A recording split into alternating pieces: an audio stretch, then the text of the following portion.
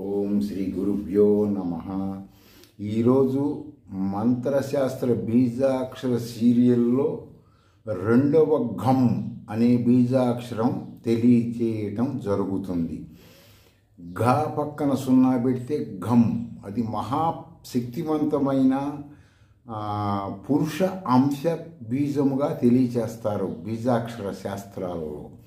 దానికి ముందు వైపు ఏ పక్కన సున్నా పెడితే ఏం, ఏకి పైన కొమ్ము కూడా ఉంటుంది. ఏం అనేది వీరభద్ర బీజం. దానికి పక్కన ఈ నామరూపమైన గా పక్కన సున్నా పెడితే ఘం. దాని పక్కన భూమి మీద ఈ మంత్ర సాధనలో సక్సెస్ అవ్వటం కోసం ఐం. ఏం ఘం ఐం. ఈ మంత్ర సాధన వలన వనదుర్గా మహావిద్య చేసిన ఫలితం వస్తుంది. శబ్దార్థాల జ్ఞానంగా చెప్తున్నాను. ఈ మంత్ర సాధన చేసేవాడు త్రికటువులు అని శుద్ధి చేసినవి దొరుకుతాయి, అది వాడుకుంటే ఉత్తమం. ఈ మంత్రాలన్నీ పనిచేస్తాయి అని మహాగాయత్రి మంత్రంలో ఋషులు చెప్పారు. దానికి ఎలా ప్రామాణికం అంటే వాళ్ళు ఆ మంత్రాలు ముందు వ్యాహృతుల తర్వాత ఏం చెప్తారు? ఓం మహః, ఓం జనః, ఓం తపః, ఓగం సత్యం అంతవరకు చూసుకోండి.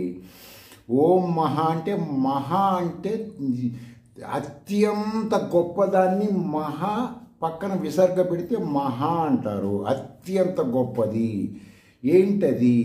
జనః అంటుంది పక్కనే. దాని ప్రశ్నకు అదే జవాబు చెప్పింది. జనః అంటే ఎవరు?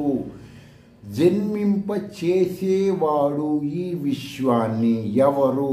ఓం తపః అని అక్కడ వచ్చింది. అంటే తపస్సు, మంత్ర సాధన, లేకపోతే ఆలోచన, ఆ మూడిటి ద్వారా మీరు తెలుసుకుంటారు.